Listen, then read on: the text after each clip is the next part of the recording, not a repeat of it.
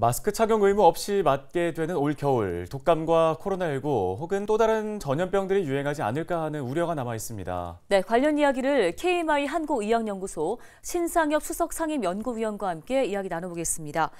위원님, 먼저 혹시 이번 겨울 코로나19 다시 유행할 가능성 있다고 봐야 할까요? 사실 지금 코로나19 같은 경우는 2020년에 시작이 돼서 이제 대규모 유행을 몇 번 겪은 다음에 2022년 이후에는 사실 계속 연중으로 유행하고 있다고 보시면 됩니다. 지금 코로나19는 이제 사급급 법정 전염병으로 분류가 돼서 지금은 전수조사를 하지 않고 표본 감시만 하고 있는데, 최근에는 이제 대규모 유행은 없고요.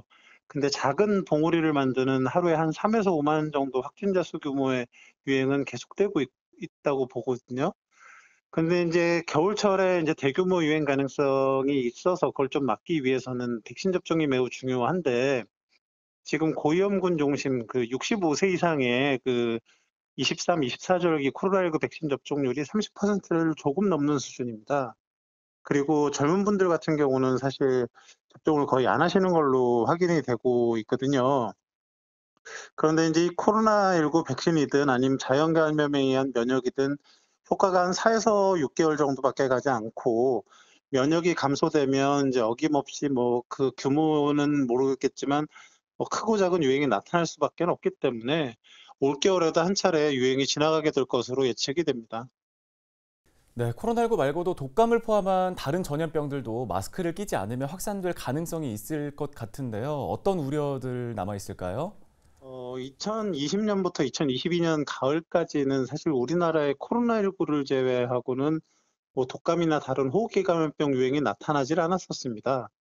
그런데 이제 2022년 후반기 이후에 그 마스크 착용 의무화가 해제되고 사회적 거리두기가 완화되면서 그 이후 최근에 이제 독감, 백일해, 마이코플라즈마 폐렴 이런 그 다양한 호흡기 감염병들이 유행을 하고 있는데요.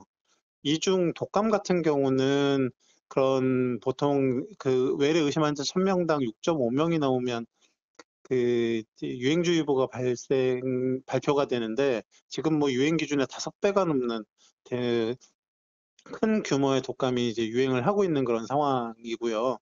그리고 지금 뭐 고위험군들은 이 독감 같은 경우도 백신 접종을 많이 하셨는데, 지금 젊은 분들은 예방 접종률이 매우 낮게 나타나고 있어서 아마도 올겨울에 독감과 코로나19 동시 유행을 피하기는 좀 어려울 것 같고요.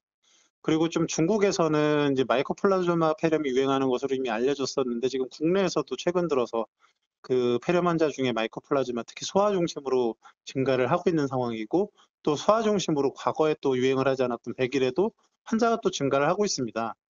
그래서 지금 최근에는 소아청소년을 중심으로 그 사회적 거리두기가 완화돼서 그 과거엔 노출되지 않았던 그런 병원체에 소아들이 처음 노출되면서 그런 여러 호흡기 감염병들이 유행하는 것으로 보입니다. 네, 교수님, 그렇다면 건강한 겨울을 보내기 위해 어떻게 대응을 하는 게 좋을까요?